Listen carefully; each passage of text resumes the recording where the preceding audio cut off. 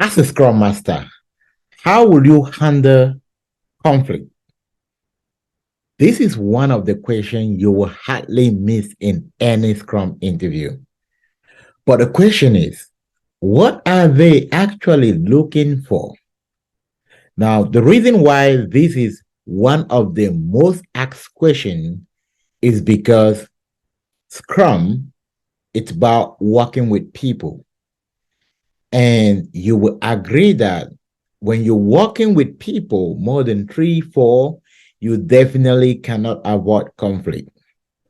But the first thing we want to understand here is when we talk about conflict, what is conflict? Right? Because this is where a lot of people get it wrong and they're trying to kind of conflict. What is the type of conflict I can give? What is an example of conflict I can give? All right, we're gonna handle that in this video. But the first thing I want you to pay attention is what the concept conflict is all about. Now, conflict is difference in opinion. Now, personality crashes and misunderstanding.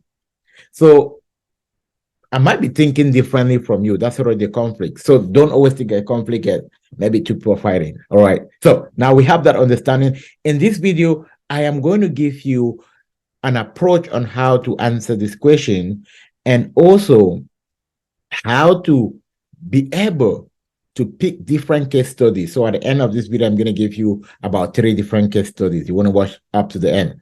Now, before we go ahead, couple of announcements. On the 17th of March, we are launching our Scrum Master training program. This is for those who don't have any background in SAFe, in Scrum at all.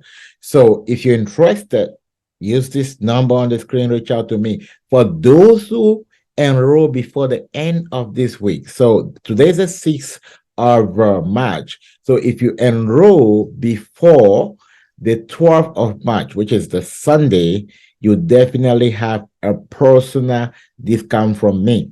So if you want to get in that training on the 17th, simply just send me a text, I am in. Before, so for those who are enrolling before then, are you already certified and you're in a job market and you're frustrated that you're not getting the job? Trust me, we have a plan for you that's going to help you close that gap. For those who are certified and you are not certified as a SAFe Scrum Master, trust me, you need SAFe to survive in the market today. You want to be in our training on the 17th just to acquire your SAFe Scrum Master. Okay, so let's go straight to the question for today. How will you handle conflict?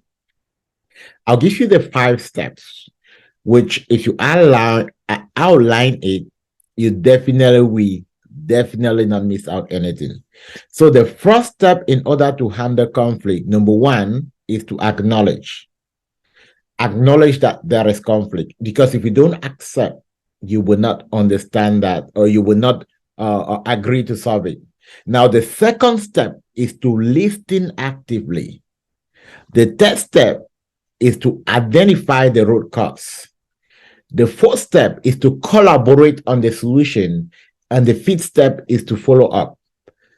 I know you were expecting, oh, I'm going to hold a one-on-one with the person and then find out what is happening. That is good. But if you want to address conflict as a coach, the first thing is that we are looking for you to outline what are the different steps that are engaged or are involved in addressing the conflict properly before you go ahead to start telling us, holding a one-on-one and finding out. So now, if you have been asked this question in an interview, this is how I recommend you address it. And thank you very much for that question. When we talk about conflict in the team, conflict may arise because of different in opinion, personality crashes, or misunderstanding. Whenever I have a conflict with my team, there are 5 steps I ensure that I go through to resolve the conflict. Number 1, I acknowledge that there is a conflict. Number 2, I meet with the party and I listen actively. Number 3, while I'm listening, I am using powerful questioning so that I can identify the root cause. And number 4, I will collaborate with the solution, collaborate with both parties on the solution. And number 5, I will follow up with the different parties to make sure that it is resolved. Now, you can now go ahead and give a scenario. Now, conflict management is about a scenario. And I did promise that I'm going to give you at least three different scenarios. All right.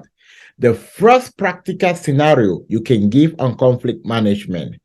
Number one, why I was having a backlog refinement meeting. I want to talk as if I was the one in the interview, right? Why I was having one of my backlog refinement meeting, I had two of my developers that strongly disagree about assigning a specific story point to a story. And one of them thought it should be um, a five-story pointer, and the other thought it should be a two-story pointer. And even when I facilitated to get them to explain themselves and come to an agreement, they still kind of really had on their own point. And I realized it was getting a bit of tension between these two people. And based on that, I have to kind of calm down the situation by saying, okay, team, you know what? For now, can we go with the upper story pointer, and then subsequently, if it doesn't take much time, we're gonna learn. Now, this is the reason. When it get to a point where two people doesn't want to give their opinion, remember, I don't have only two of them. The other people in the team probably will not really have a problem with that. But when it comes to a point where there's a really, really tight conflict and people don't want to give of their opinion, you go with the larger number, right? Because you don't want to go with a smaller number. You go with the larger number so that it always gives room. But then you do that to close that. Remember, you are the coach. So you want to ensure that this argument doesn't continue. So when you do that, you close that argument on. But you've already noticed that this is a conflict. So after that, I had a one-on-one with both team members, and I asked John, hey, I noticed there was kind of some tension. I know sometimes you guys always agree, but what was the difference, or what kind of make you not really want to give up your idea? I would like to understand more so that next time you help me on how to facilitate better. Right. Now, remember, for you to actively solve any conflict, you need to have the relationship. So if you are a scrum master that doesn't care about your team during conflict, they won't give you the right answer. Just imagine if I am with friends, but we barely talk. When something happened and I give you a call, it's just going to be a straight answer. But if we always communicate, you'll be open enough to talk to me. That's the rationale of you as a Scrum Master building rapport with your team. And Paul said, you know what? He thinks he knows it all because he's been here longer. He can just talk on everyone. Now, I now understand that, okay, there have been some. Is there something more you want to tell me about that? Has there been other scenario? Now you get now to understand the point where he is coming from. And now I go to Peter. Hey, Peter, I notice what's going on? Is there something? And then Peter also thinks that, oh, this guy don't want to learn. I've been here longer than them, so they don't want to learn. Now you realize that it's more about their personal self. They're not thinking about the common goal. So in that case, with the junior developer, what you're gonna coach them is like, okay, you know what? I do understand your point. I feel your point, but then one thing I want you to understand is that I know sometimes it might feel a bit kind of really, really uncomfortable, especially when people don't want to look at your opinion. But sometimes we kind of differentiate on that and focus on the bigger goal. But I would not really want you to think that maybe Peter actually did this because he want to really not listen to you. Do understand that Peter been here for long, and as individuals, sometimes we just want to be together. So I will not really want you to take this personal. Let's focus most of the time on the bigger goal. I'm also going to have a conversation with Peter and let him know how we can better handle this next time so that we don't hold the team behind. Is that something you can do? Yeah, that's fine. I got no problem with that. So you always need to end up by asking them, not just by closing them, asking them. The same thing, you go to the other person and find out why they could not really give up their opinion. And then from there, you're able to also coach them. That's also you're not just resolving, you're also coaching them.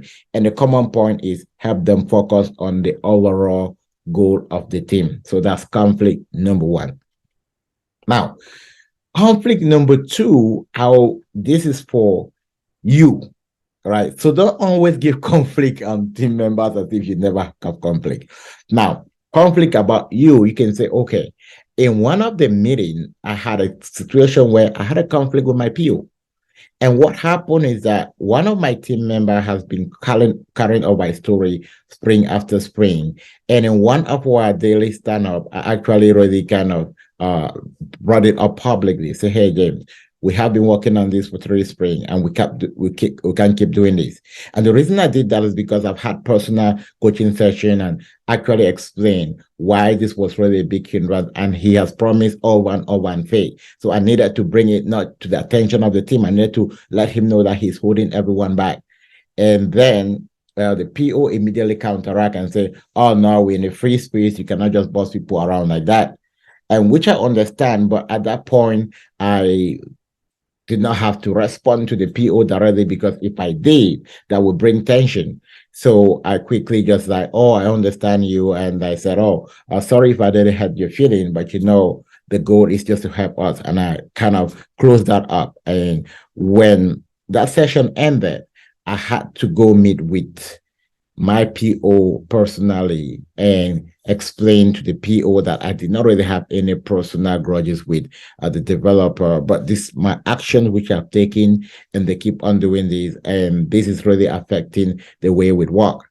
And given that we are committed to delivering value, you will agree with me that this is not considering value. And the PO said, oh, sorry, I wasn't thinking that way. We just resolve our differences, right? And that was how we keep on. And I also actually have to work with the PO to understand that we are all team leaders. So even if the way I approached the team member was wrong, it wasn't really all right to kind of speak publicly because it created tension for the entire team. And we had an agreement that anytime we have a misunderstanding, we need to step back and discuss them and not really have open exchange within the team. Okay, perfect. Now, the third level of conflict, now this was the higher one, right? Which is conflict with management. So we've given you conflict, team members with team member, conflict between you and the PO. Now, conflict between, let's say, between you and management. Then I'll give you one more and we close. Now, a conflict that can happen between you and the management. Now, let's say that you had a conflict and your manager attended one of your retrospective no, attended one of your attended one of your spring planning meeting. And then he noticed that one of the stories has been carried over 2 different spring without asking a reason why this has been handled. The manager immediately launched a direct attack.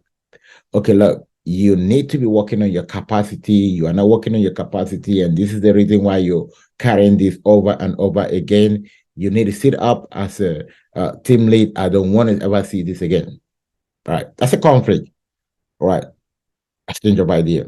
Okay, I immediately assured the manager that this is not going to happen again, and we are going to do everything possible to fix this.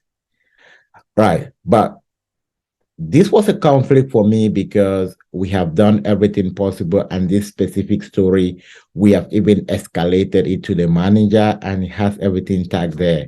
So at that point, the manager had no clear follow up. Right, I know that the manager was definitely not really happy that this has been going on over and over again, and a very serious story. But this story had a major blocker, and which we have even escalated to the manager, but then he has not paid close attention to that. Now, at that point, it was a conflict because I needed to defend myself right there, right? But then it's not right to argue with your manager in front of your team. So I had to accept that blame so that we can close. But later on, I was able to meet with the manager and actually explain and show the manager the number of times we've escalated that problem to his desk, and where he even made a comment that he is going to do a follow up with that, and he has not done that. And I also gave the manager that I even went ahead directly to contact the DevOps team to see if they can resolve this challenge. But the DevOps team told me that they had so many tickets at that point, so they could not handle it. Now, the DevOps team is a shared service, right? So because of that, this is the reason why. And the manager said, "Oh wow, sorry for that. Sometimes many email come there." So that's an important conflict because you're not putting your manager on the spot. It just show how you handle your maturity in leadership. Okay, one last conflict.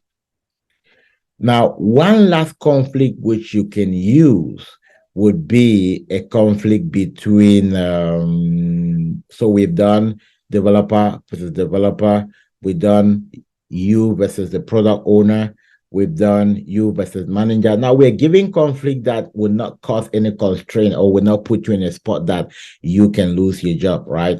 And now let's do a conflict between you and and one of your team member, you and a dev. Right. So now a conflict between you and a dev could be you have a conflict with one of your team member. Now let's go back to the first scenario where you actually had to speak to this team member publicly. Right.